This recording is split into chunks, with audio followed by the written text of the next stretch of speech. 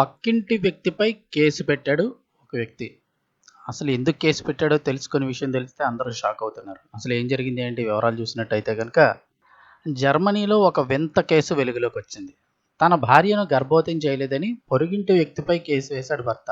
అవును, మీరు వింటుంది నిజమే. తన భార్యను గర్భవతిం చేయలేదని పక్కింటి వ్యక్తిపై కేసు వేశాడు. ఇది 2009లో జరిగిన ఘటన ప్రస్తుతం ఇప్పుడు సోషల్ మీడియాలో వైరల్ అవుతుంది. ఎందుకంటే 29 ఏళ్ల డెమెట్రియస్ సోపోలిస్ అనే అతను తన భార్య ట్రౌట్ సోపోలోస్ను అమితంగా ప్రేమించేవాడు. కానీ ఫెర్టిలిటీ సమస్యల కారణంగా ఆమె గర్భం దాల్చలేకపోయింది. చాలామంది ఇలాంటి సమస్యతో ఉన్నవారు ఐవీఎఫ్ని అయితే ఆశ్రయిస్తూ ఉంటారు.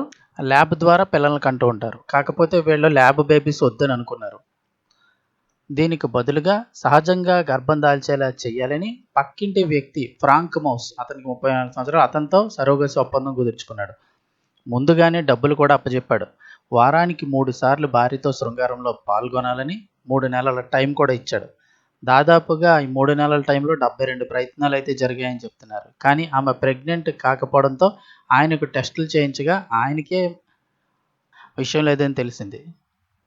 దీంతో అతనిపై దావా వేశాడు ఈ భర్త. కొద్ది రోజులు పోయిన తర్వాత, అంటే రానున్న రోజుల్లో ఇంకెన్ని వెరైటీ కేసులు చూడాలో, ముందు ఇంకెన్ని కేసులు తగులుతాయో చూడాలి.